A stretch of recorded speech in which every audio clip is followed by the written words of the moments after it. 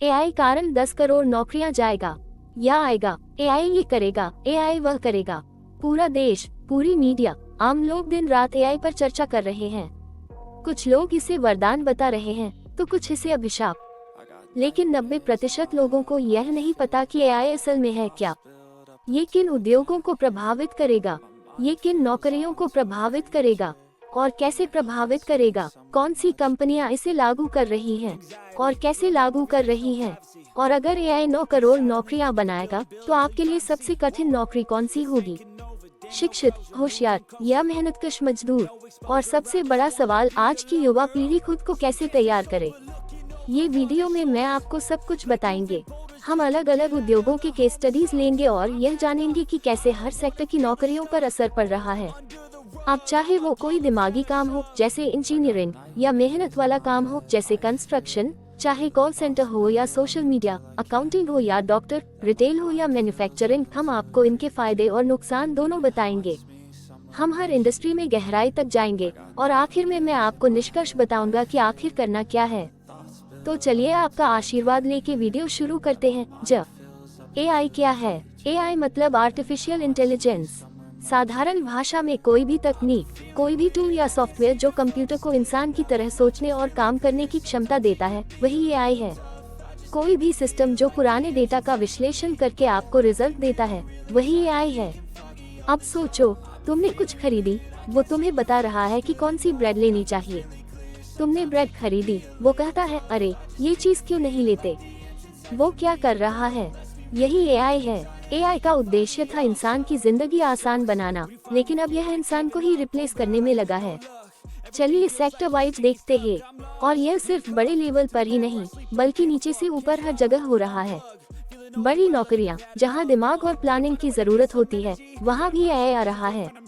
और छोटे मोटे मजदूरी वाले काम, वहाँ भी एआई आ रहा है। पहले बात करते हैं मजदूरों की। लोग कहते हैं, सर मजदूरी का सबसे बड़ा हिस्सा कंस्ट्रक्शन में होता है, तो एआई कंस्ट्रक्शन में क्या करेगा? सर एआई का एक रूप है रोबोट। सारे रोबोट जो काम कर रहे हैं, उनके पीछे जो सिस्टम उन्हें बताता है क्या करना है, कब करना है, कैसे करना है, वो एआई ही बताता है। पहले जहां घर, बिल्डिंग या फैक्ट्री बनाने के लिए सैकड़ों हजारों मजदूर काम करते थे, अब वहां 3D प्रिंटिंग मशीन काम कर रही है। मैप इसमें फीड कर दिया गया और यह खुद ही सब कुछ कर रही है, मिक्सिंग से लेकर निर्माण तक। तो सोचो इन मजदूरों का क्या होगा। देखिए जनाब, ये मशीनें 2 काम कर चुकी हैं, मजदूरों की नौकरी गई। पहले ये कंस्ट्रक्शन में आई, मजदूरों की जगह ले ली, लेकिन फिर भी थोड़े बहुत काम बचे थे, कला और हुनर वाले। जैसे कि फर्नीचर बनाने वाला कारीगर, अभी भी उसके हाथों की कारीगरी जरूरी थी, लेकिन अब वो भी हाथ से जाने लगी। कंस्ट्रक्शन का काम खत्म। अब मजदूर कहाँ जाएंगे? फैक्ट्री में। चलिए वहाँ भी देख लेते हैं। मैन्युफैक्चरिंग में जाए, देखिए ये कार बन रही है, मजदूर बना रहा है? नहीं, मशीन बना रही है, रोबोट बना रहा है। और धीरे धीरे ये हर जगह होगा। चीन में 5 से 10 हजार डॉलर में रोबोट बिक रहे हैं। लोग खरीद रहे हैं, अपने मजदूरों को निकाल रहे हैं। बड़ी बड़ी कंपनियां भी यही कर रही हैं। अब जरा अमेज़न को देखिए, दुनिया की सबसे बड़ी कंपनी, कितना माल डिलीवर करता है। सोचिए, उसके वेयरहाउस में हजारों लाखों लोग काम करते होंगे। अब रेस्टोरेंट का हाल देखिए, बस जाए, एक कियोस्क पर क्लिक करिए और ऑर्डर कर दीजिए। मशीन ऑर्डर बनाएगी, गर्मा गर्म बर्गर आपको दूसरे काउंटर पर मिलेगा। कोई आदमी चाहिए? बिल्कुल नहीं। मैकडॉनल्ड्स, पिज़्ज़ा हट, डोमिनोज, सब जगह सेल्फ ऑर्डरिंग कियोस्क लग चुके हैं। अंदर किचन में बस 2 से 3 लोग बचे हैं जो खाना बना रहे हैं, लेकिन जल्दी ही उनकी भी छुट्टी हो जाएगी। और अमेज़न का एक और एक्सपेरिमेंट देखिए, ड्रोन से डिलीवरी। अगर ये सफल हो गया तो अमेज़न, फ्लिपकार्ट, स्विगी, जोमेटो, रैप्टो, सबके डिलीवरी बॉय का खेल खत्म। अब आते हैं सबसे बड़े सेक्टर पर, ड्राइवर। ड्राइवरलेस ट्रक आ गए, ड्राइवर की छुट्टी। ड्राइवरलेस ट्रेन आ गई, मेट्रो में अब ड्राइवर की जरूरत नहीं। तो भाइयों और बहनों, धीरे धीरे मशीनें सबकी नौकरी खा रही हैं। आगे क्या होगा, हमें सोचना पड़ेगा। तो जो ड्राइवर इतने सालों से काम कर रहे हैं, उनका क्या होगा? कहते हैं कमर्शियल उपयोग में तो आ गए, लेकिन पर्सनल उपयोग में काम कर सकते हैं। लेकिन क्या वे घर की सफाई, झाड़ू पोंछा, बर्तन धोना कर पाएंगे? नहीं साहब, टेस्ला ने नया रोबोट लॉन्च कर दिया है जो घर का सारा काम करेगा, खाना बनाएगा, परोसेगा, चीजें उठाएगा, सफाई करेगा। मतलब मजदूरों के लिए अलविदा, टाटा बाय बाय। अब सवाल उठता है कि यह रिप्लेसमेंट क्यों हो रहा है, लोग रोबोट के पीछे क्यों भाग रहे हैं? सबसे बड़ा कारण कॉस्ट सेविंग है। एक बार रोबोट खरीद लो, वन टाइम इन्वेस्टमेंट, न हर महीने सैलरी देना, न हर साल सैलरी इंक्रीज करना पड़ेगा, न छुट्टी लेगा, न गाँव जाएगा, न त्योहार मनाएगा, न कभी थकेगा, न कभी बॉस को बोलेगा कल से काम नहीं करूँगा। अब सोचिए, हमारे सैनिक सियाचिन में बर्फ में कष्ट करते हैं, जंगलों में पेट्रोलिंग करते हैं, वहाँ भी रोबोट आ जाएंगे ताकि हमारे जवानों को कष्ट न उठाना पड़े। युद्ध में भी सेना के जवानों की जगह रोबोट। भारतीय सेना इसे अपना रही है, गणतंत्र दिवस परेड में देखोगे। लेकिन भाई, हर सिक्के के दो पहलू होते हैं। अगर इतनी रोबोट आर्मी आ गई तो मस्त बेरोजगारी आ जाएगी। जो लोग स्किल सीख रहे हैं, रियल एस्टेट, मशीन ऑपरेटिंग, उनकी मेहनत बेकार हो जाएगी। जो पैसे उन्होंने स्किल सीखने में लगाए वो बर्बाद। अमीर और अमीर होंगे, गरीब और गरीब। अब हम उन नौकरियों की बात करेंगे जहां दिमाग और स्किल की जरूरत होती है। कॉल सेंटर पर असर, मैन्युफैक्चरिंग पर असर, इंजीनियरिंग की नौकरियों पर असर, क्रिएटिव जॉब्स और सोशल मीडिया पर असर, admin jobs, data entry, medical profession, doctor, CA, architect, इन सब पर क्या असर होगा? रिटेल और गारमेंट्स में बदलाव। बस यही तो बात है। कुछ कंपनियां समझदारी से रोबोट और इंसानों का बैलेंस बना रही हैं, लेकिन 90% लोग गलतियां कर रहे हैं और उन्हें पता भी नहीं। इसमें भी सिर्फ 10% लोग स्मार्ट होते हैं, उनकी सेल्स अच्छी, फाइनेंस अच्छा, ग्रोथ अच्छी और मजा ही मजा। तो आगे क्या होगा ये भविष्य बताएगा। लेकिन मजदूर, नौकरी पेशा और स्किल्ड वर्कर्स के लिए ये रोबोट क्रांति किसी बड़े सवाल से कम नहीं है। क्यों? क्योंकि उनके पास कुछ ऐसे सीक्रेट्स हैं जो कोई नहीं जानता। तो अगर आपको लगता है कि मुझे सीक्रेट्स जानने हैं तो वीडियो में लास्ट तक बने रहे। पहला सेक्टर, कॉल सेंटर। हर इंडस्ट्री समय के साथ बढ़ रही है, लेकिन कॉल सेंटर पीछे क्यों जा रहे हैं? क्या इनका काम कम होगा? नहीं, काम तो बढ़ेगा लेकिन खर्चा कम होगा, क्योंकि जहां पहले एक इंसान फोन उठाता था, अब वहां बॉट बैठा होगा। 5 साल पहले 70% कॉल इंसान द्वारा संभाली जाती थी। अब धीरे धीरे व्हाट्सएप बॉट, चैट बॉट और एआई आ चुके हैं और इंसानों की जरूरत कम होती जा रही है। एक उदाहरण देता हूँ, HDFC बैंक ने 7 साल पहले Eva electronic virtual assistant launch किया था। ये छोटे मोटे काम कर सकता था, FD रेट बताना, क्रेडिट कार्ड की डिटेल देना आदि। अब एक मजेदार किस्सा सुनो। मेरी माँ अगर ज़ोमैटो से कोई दिक्कत होती है तो कहती है, बेटा मालिक को फोन लगाओ। लेकिन मेरी बहन बोलेगी, अरे रहने दो, व्हाट्सएप पर रिक्वेस्ट डाल दो, हो जाएगा। पुरानी पीढ़ी, हमें आदमी से बात करनी है। नई पीढ़ी, बात करने की क्या जरूरत, चैटबॉट से हो जाएगा। अब एक और उदाहरण, वोल्टास 5 साल पहले इनका बोट सिर्फ 5% काम करता था, आज ये 50% बिजनेस संभालता है, डेमो, इंस्टॉलेशन, सर्विसिंग सब। पैनासोनिक 4 साल पहले इनका बॉट लॉन्च हुआ था, आज ये 40% काम अकेले करता है। TCS के CEO के करते निवासम का कहना है, भविष्य में कॉल सेंटर की क्या जरूरत, काम तो चैटबॉट कर देंगे। मतलब धीरे धीरे इंसानों की जगह बॉट्स ले रहे हैं और पुरानी पीढ़ी कह रही है, बेटा जरा कॉल लगाओ, जबकि नई पीढ़ी कह रही है, अरे बॉट से हो जाएगा, आराम से बैठो। तो आपसे मेरा एक सवाल है, आपको CEO बनना है या पुराने जमाने के कॉल सेंटर में ही फंसे रहना है? TCS के CEO ने जो कहा उसका असर क्या होगा? देखो, दुनिया भर में 1.2 करोड़ लोग कॉल सेंटर इंडस्ट्री में काम करते हैं। इनमें से 10 लाख सिर्फ इंडिया में हैं।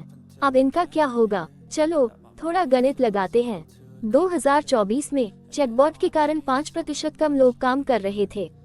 2025 में उम्मीद है कि 6% और कम हो जाएंगे। 2027 तक 8% की और कटौती होगी। मतलब अगले 3 साल में 20% लोगों की नौकरी उड़ जाएगी।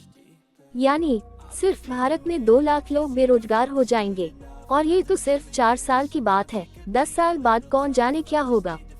अब एक स्वीडिश फिनटेक कंपनी है क्लिरना, उन्होंने कह दिया, भैया हम तो अपने सारे काम चैटबॉट को दे चुके। पहले हमारी कस्टमर क्वेरी सॉल्व करने में 11 मिनट लगते थे, अब सिर्फ 2 मिनट। और हमारा AI अकेले ही 700 लोगों का काम कर रहा है। अब सोचो, अगर हर कंपनी ऐसा करने लगे तो नए लोग नौकरी कहाँ से पाएंगे? पुरानों की तो बात ही छोड़ो, अब मालिक लोग क्या सोच रहे हैं। देखो, जो पहले कॉल सेंटर चलाने में 10 करोड़ खर्च हो रहे थे, वो अब 6 करोड़ में निपट रहा है। मुनाफा ही मुनाफा, तो हर कंपनी इसी में लगी है कि खर्च घटाओ, मुनाफा बढ़ाओ। लेकिन ग्राहक का क्या फायदा? पहले बोलते थे, भैया कॉल सेंटर बंद हो गया, 6 बजे के बाद कोई फोन मत करना। अब भैया बॉट बैठा है, रात के 2 बजे भी खुला है, दिवाली की रात 8 बजे भी खुला है। कौन रोक रहा है? असली सवाल, जिनकी नौकरी गई उनका क्या? अब देखो, अगर अगले 10 साल में 50% कम लोग लगेंगे तो 60 लाख लोगों की नौकरी गई। भारत में अकेले 5 लाख लोग बेरोजगार हो जाएंगे, और ये 60 लाख लोग जो पहले पैसा कमा रहे थे, खर्च कर रहे थे, इकोनॉमी चला रहे थे, अब वो क्या करेंगे? पैसा कहाँ से आएगा? जनाब, ये जो आय का खेल चल रहा है, इसमें लोग नहीं बचेंगे, सिर्फ कोड बचेगा। काम करे आए और इंसान कहे भाई हमें भी कुछ करने को दो। अब ये पैसा घूम फिर कर कुछ कंपनियों की जेब में जाएगा, लेकिन एक दिक्कत भी है कि इसमें साइबर फ्रॉड हो सकता है। कम से कम ये इंसानी भरोसे पर बेस्ड फ्रॉड तो नहीं है। थोड़ा कम है, लेकिन अगर कोई टेक्निकल बंदा कोई गड़बड़ पकड़ ले तो वो बॉट को कस्टडी में ले नहीं सकता और फ्रॉड को बहुत बड़ा बना सकता है। डेटा सिक्योरिटी भी इंसानी भरोसे से थोड़ी कंट्रोल हो सकती है। एक बार लीक हुआ तो गया काम से। बैंकों का केस लो, जहां पैसा है वहां लोन भी बांटते हैं, जरूरत से ज्यादा। अगर किसी की लिमिट 1 लाख की है और सिस्टम में कोई बग है तो वो 1 करोड़ का लोन दे देगा।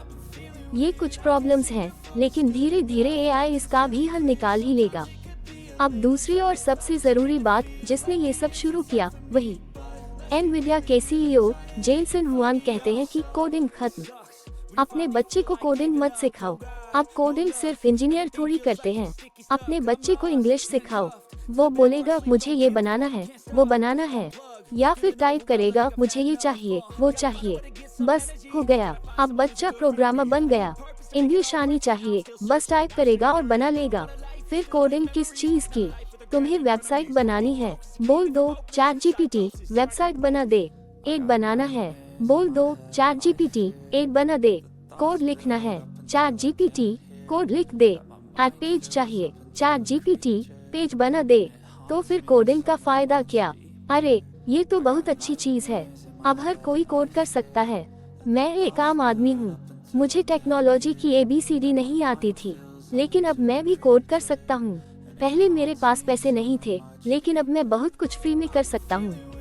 सेल्सफोर्स, जो दुनिया की सबसे बड़ी सॉफ्टवेयर कंपनियों में से एक है, इस साल एक भी इंजीनियर को हायर नहीं किया।